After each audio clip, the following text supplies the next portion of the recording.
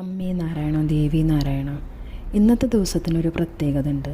ഇന്ന് കുംഭമാസത്തിലെ ഭരണി നക്ഷത്രമാണ്.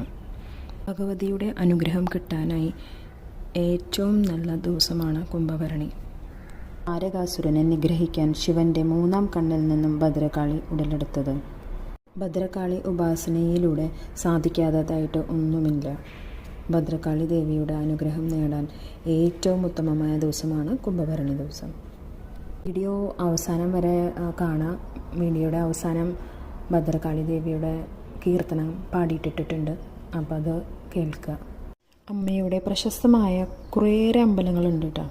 ആറ്റുകാൽ, കൊടുങ്ങല്ലൂർ, ചെറ്റിക്കുളങ്ങര, ചോറ്റാനിക്കര, അങ്ങാടിപ്പുറം, തിരുമാതാംകുന്നിലമ്മ എന്നിവ കുറേ പ്രസിദ്ധമായ അമ്പലങ്ങളാണുള്ളത്. അതിൽ ആലപ്പുഴയിലെ ചെറ്റിക്കുളങ്ങര ഭഗവതി ക്ഷേത്രത്തിലാണ് ഏറ്റവും പ്രാധാന്യമായ ഉത്സവങ്ങൾ നടക്കുന്നത്. ഭദ്രകാളി എന്ന ഒരു പേര് കേൾക്കുമ്പോൾ തന്നെ നമുക്ക് മനസ്സിൽ എപ്പോഴും ഒരു പേടി വരുമല്ലേ. പക്ഷേ അമ്മ നമ്മളോട് എന്താ പറയണമെന്നറിയാം, പേടിക്കേണ്ട ഒരു കാര്യമില്ല. ഭദ്രകാളി ഭദ്രമാണ്. നമ്മുടെ ഉള്ളിൽ ഭയത്തെ മാറ്റുന്നവളാണ് ഭഗവതി. ദേവിയെ ആരാധിക്കുന്നതോടുകൂടിയിട്ടേ നമുക്ക് എന്ത് പ്രോബ്ലംസിനും നമുക്ക് മറികടക്കാനുള്ള ശക്തി നമുക്ക് കിട്ടും. അങ്ങനെ ആ ഒരു അനുഗ്രഹം നമുക്ക് കിട്ടും. പിന്നെ നമുക്ക് മാറാരോഗങ്ങൾ ഒക്കെ മാറാനും സഹായിക്കും. പിന്നെ ഈ ദുഷ്ടശക്തികളില്ലേ, അതിൽ നിന്നൊക്കെ നമ്മളെ സംരക്ഷിക്കും. പിന്നെ ശത്രുദോഷങ്ങളൊക്കെ മാറിക്കിട്ടും.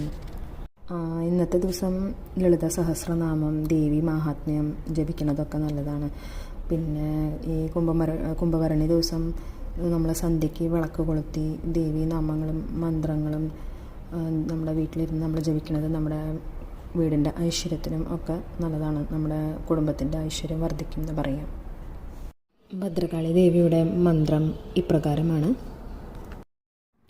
അമ്മയായി നന്മയായി എന്നെ എന്നും തുണയ്ക്കുന്ന ചെന്മയപുരം പൊരുളെ ഞാൻ വണങ്ങുന്നേ. അറിവും നേറിവും നൽകി എന്നെ എന്നും വളർത്തുന്ന അംബേ ദേവി സരസ്വതി ഞാൻ വണങ്ങുന്നേ.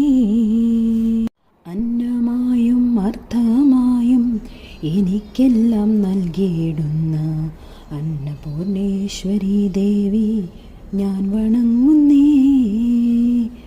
തിന്മയുള്ളിൽ വളരുമ്പോൾ കൽകമേന്തി വിളയാടാൻ രുദ്രകാളി വനദുർഗേ ഞാൻ വണങ്ങുന്നേ. ചിന്തകളും ചെയ്തേ